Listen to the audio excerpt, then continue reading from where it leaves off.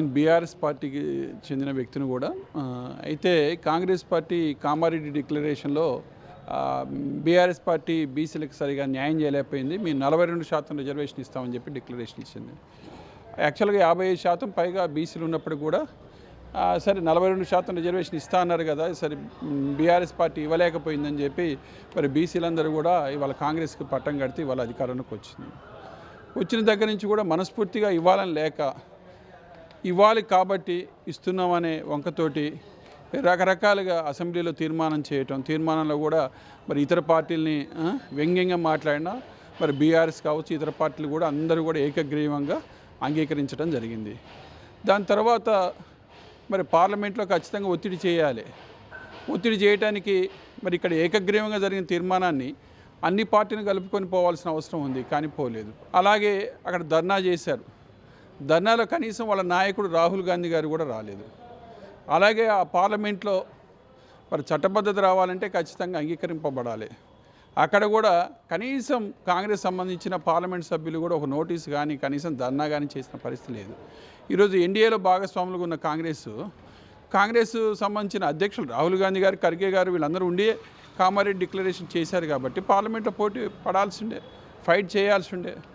ఏమీ చేయలేదు. అడావుడిగా ఏదో ప్రజల్ని ప్రత్యేకంగా బీసీని మభ్య పెడుతూ అప్పటికప్పుడు ఏదో జీవోలు గవర్నర్ని విభేదించి కనీసం గవర్నర్ మీద ఒత్తిడి చేయకుండా వాళ్ళే ఏదో ఒక లాని పట్టుకొని గవర్నర్ గారు ఇన్నాళ్ళు కనుక పెండింగ్ పెడితే మాగా మేము నిర్ణయం తీసుకోవచ్చు అని చెప్పి అసెంబ్లీలో తీర్మానం చేసి పారేసి ఏదో అడావుడి చేసి బీసీని మభ్య పెట్టారు.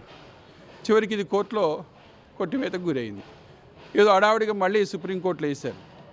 సుప్రీంకోర్టులో కూడా ఎలాగో కొట్టివేస్తారని తెలుసు, అయినా కానీ వేసి అట్లా ప్రతి నిమిషం కూడా బీసీలను మభ్య పెట్టుకుంటూ పోయారు. ఈ గ్యాప్లో ఇంకా దారుణం ఏంటంటే 42% ప్రకారం రిజర్వేషన్లు కూడా డిసైడ్ చేశారు. దాంతో పల్లెటూళ్ళ బీసీలు అందరూ కూడా అరే మాకు అవకాశం వస్తుందని చెప్పి వేడుకని చేసుకున్నారు, పండగ చేసుకున్నారు. ఈరోజు మళ్ళీ పాత జీవోని పునరుద్ధరిస్తామని చెప్పి కోర్టుకి ఏదో సమర్పించే అవకాశం ఉంది.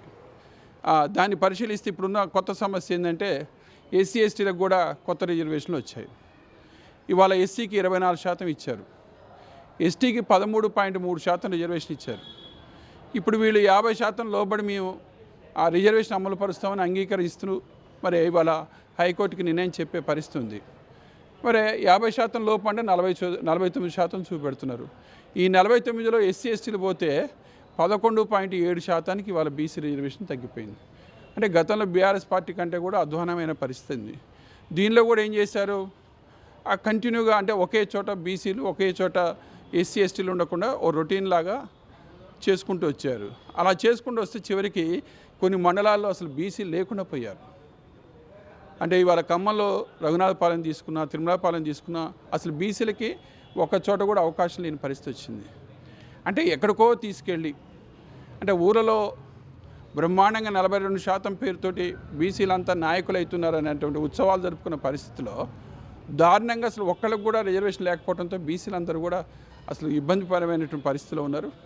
కాబట్టి తక్షణమే దీని మీద మళ్ళీ పునరాలోచన చేసి అడావుడి నిర్ణయాలతోటి ఏదో ఎన్నికల్లో పోయి మేము మాత్రం ఇస్తామని చెప్పి అసలు సర్పంచులకి రాజకీయ పార్టీ సంబంధమే లేదు, ఆయన మేము ఇస్తామని చెప్పి బోగస్ మాటలతోటి ముందుకెళ్తే బీసీలందరూ కూడా గట్టిగా బుద్ధి చెప్తారని చెప్పి మీ ద్వారా తెలియజేస్తుంది. Thank you.